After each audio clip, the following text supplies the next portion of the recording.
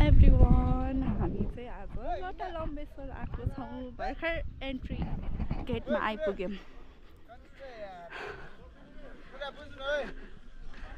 यहाँ छन् हाम्रो टोली यही हो एन्ट्री गेट यो भर्याङ चढ्दै थाकिसक्यौँ अब अझै कति हिँड्नुपर्छ थाहा छैन सबिना थाक्यो नलिने अहिले जाउँ ओहो बाटो त खतरा रहेछ यहाँसम्म आइपुग्दै सास रोकिने बेला हुन लागिसक्यो हामी चाहिँ भर्खर अहिले आधी बाटो आइपुग्यौँ अझै कति हिँड्नुपर्छ त्यो चाहिँ थाहा छैन भर्खर आधी नै अब बाटो अझै कस्तो छ हेर्दै जाउँ साथीहरू यो चाहिँ मेरो सेकेन्ड भ्लग हुनेछ आज चाहिँ धेरै पछि मैले भ्लग बनाएको भएर मलाई एकदम अक्वार्ड फिल हुँदैछ के मान्छेहरू धेरै भएर तर केही छैन म बानी बसाल्दै जान्छु लगभग मैले 3-4 इयर्स अगाडि चाहिँ बनाएको थिएँ एउटा भिडियो त्यो पनि गोदावरी गएको वाला अब यो मेरो सेकेन्ड हुनेछ अब चाहिँ म हजुरहरूलाई हाम्रो ग्याङहरू देखाउँछु है त यहाँनिर सबैजना थकित अवस्थामा रेस्ट गर्दै ल जाउँ जाउँ जाउँ अब कन्टिन्यू सानी गाह्रो भयो छैन ल जाउँ भाइ अब फेरि ननस्टप हिँड्न थाल्यौँ हामीहरू अब चाहिँ कुनै कुनै ठाउँमा मात्रै स्टप हुँदै जानुपर्छ नभए त कति बेला पुग्ने माथि एकजना चाहिँ हिँड्दैछ एक्लै सबना गाह्रो भएको छैन तिमी त ठमठम हिँड्दैछौ त कहाँबाट यहाँनिर आइसक्रिम लिएर आउनुभएछ यो दाइले वहाँ तलबाट आज न्यु इयर भएर कति धेरै प्याक रहेछ क्या तर अरू टाइमको भन्दा मान्छे एकदम धेरै तर रमाइलो छ ल एकछिन ब्रेक सबैजना डान्स गर्नु त जोस पुगेन ल यता भाइको बाटो हेर्नुहोस् एकदमै कठिन बाटो तर अहिले एकछिनमा हामी हेर्दैछौँ एकदम राम्रो भ्यू साथीहरू धेरै गाह्रो छ हाइक आउनलाई राम्रो ठाउँ देख्ने मात्रै हो फोटोमा एकदमै गाह्रो छ हिँड्नलाई तर केही छैन अब आँटिसकेपछि त हिँड्न त पर्यो बिच बाटोमा आएर अब यत्तिकै हरेस खान भएन त्यही भएर हिँड्छौँ तर सुन्नमा आएको चाहिँ अझै 1 घन्टा लाग्छ अरे ठिकै छ हिँडौँला बिस्तारै बिस्तारै केही छैन हेर्दै जानु होला ल हजुरहरू सबैजना गोप्रोमा चार्ज हाफ भएर त्यो अहिले चार्ज गर्दै अहिले मैले मोबाइलबाट गर्दैछु तर मोबाइलबाट कस्तो अप्ठ्यारो भयो कि गोप्रोबाट चाहिँ एकदम सजिलो क्यारी गर्नलाई अब अहिले त मैले ब्यागहरू नि मेरो भाइहरूलाई दिइसकेँ अब आफू एक्लै हिँड्छु तर सबै पसिनै पसिना भइसक्यो तर साथीहरू हामीहरूभन्दा चाहिँ सानो नानी बाबुहरू एकदम छिटो हिँड्न सक्ने रहेछ है एक्टिभ हामीले नि हामीसँग एकजना सानो नानी ल्याएको थियौँ ऊ त पुरा चढ्दैछ माथि पुगिसक्यो म चाहिँ हिँड्न नसकेर रेस्ट लिँदै हिँड्दै एकछिन गफ गर्दै हिँड्दैछु अब लगभग आइपुग्न लाग्यो अरे त्यहाँ माथि यहाँबाट त खासै देखिएको छैन अहिले देखाउँछु अया गाह्रो भयो साह्रै बिहान मस्करा लाएर आएको तर पुरा अहिले त ल्यासेस सेतै भएर क्यामेरामा त कस्तो देख्दैछ मैले अघि आफ्नै भिडियो हेरेको थिएँ यत्रो हाइटपछि बल्ल मैले एउटा लालीगुराँस देख्न पाएँ एउटा मात्रै ए सानो सानो होइन अहिले त अब सिजनै गइसक्यो जस्तो छ कि त्यही भएर छैन अहिले मैले एक्सपेक्ट गरेको थिएँ कि ठुलो धेरै छ होला लालीगुराँस भनेर तर छैन रहेछ सबै खाली खाली बोट अब बल्ल माथि आइपुग्यौँ मेरो सहारा हेर्नुहोस् गाइजहरू। लाठी भेटेँ मैले, बल्ल अलि सजिलो भयो। यहाँ हेर्नुहोस् त साथीहरू, कस्तो ठाउँमा पनि पस्छ।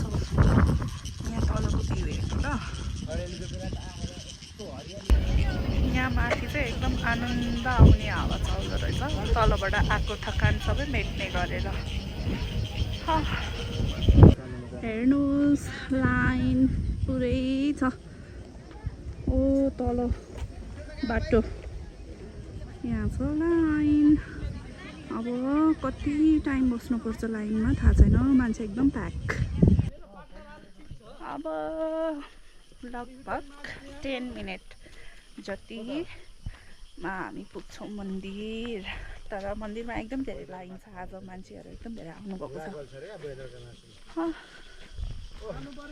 गाह्रो, तर अहिले त सजिलो छ, अघि भन्दा चाहिँ एकदमै। बाटो देखाउँछु हस् हजुरहरूलाई, हेर्नुहोस् त। बाटो चाहिँ यस्तो अप्ठ्यारो कि साथीहरू, यहाँबाट दुईजना क्रस हुनु नै एकदमै गाह्रो के। कस्तो ब्लर आइरहेछ के, तर किन हो एकदम ब्लर आइरहेछ। यो चाहिँ तल देखिरहेको बाटो हामी अघि आएको बाटो हो। अब यो हेर्नुहोस् रेलिङको बाटो स्टार्ट भयो। तर अघि भन्दा त कस्तो सास आयो बल्ल। अब चाहिँ ओह्रालै ओह्रालो, अघि चाहिँ एकदम उकालै उकालो।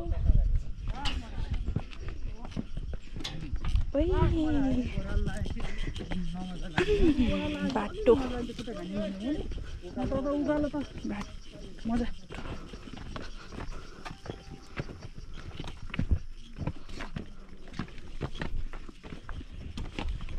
यो गाँडा तालमा यहाँ आएर बसेर हुन्छ कति भन्नु। लाइन हेर्नुहोस् न, आमा पूजा गर्नको लागि एकदम भिड छ मान्छेको लाइन।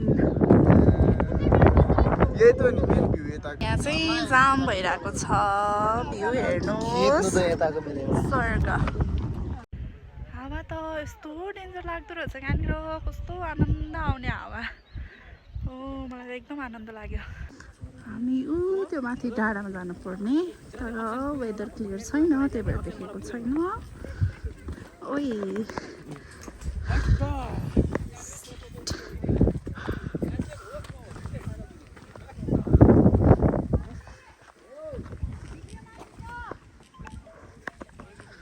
हेर्नुहोस् साथीहरू,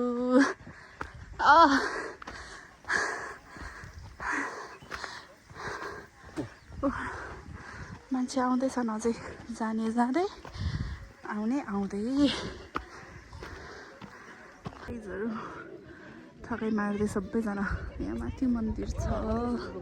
यो त क्यामेरामा भन्दा नि आँखाले हेरेको चाहिँ क्या डेन्जर देख्दैछ नि।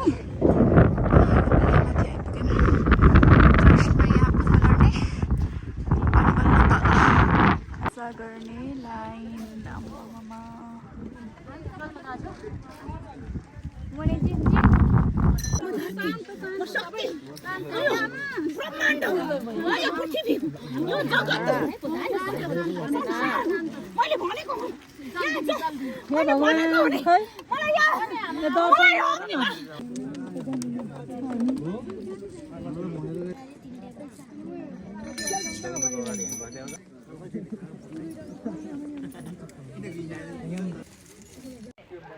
फाइनली हाम्रो पूजा सकियो। अब चाहिँ हामी फर्किँदैछौँ। अब तल पुग्नलाई लगभग 1.5 घन्टा लाग्छ होला। चढ्न जस्तो गाह्रो छ, झर्न पनि त्यस्तै नै गाह्रो छ। झर्दा त झन् यो अगाडिको बुढी औँलामा कस्तो प्रेसर पर्ने रहेछ कि। ओहो लो झर्दै अब चाहिँ आधी बाटोमा आइपुग्यौँ।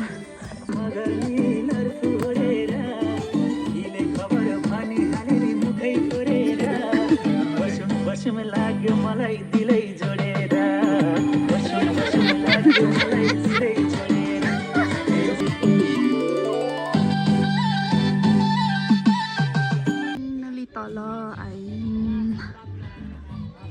एकछिन रेस्ट गर्ने, खाजा खाने अनि जाने।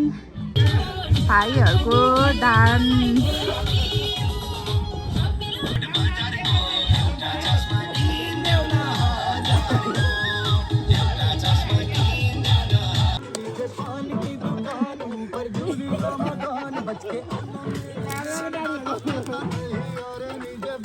फाइनली लक्ष्मेश्वर आउने विस पुरा भयो मेरो। अब चाहिँ हामी राम्रोसँगले दर्शन गरेर घरतिर लाग्दैछौँ। Thank you for watching, bye by.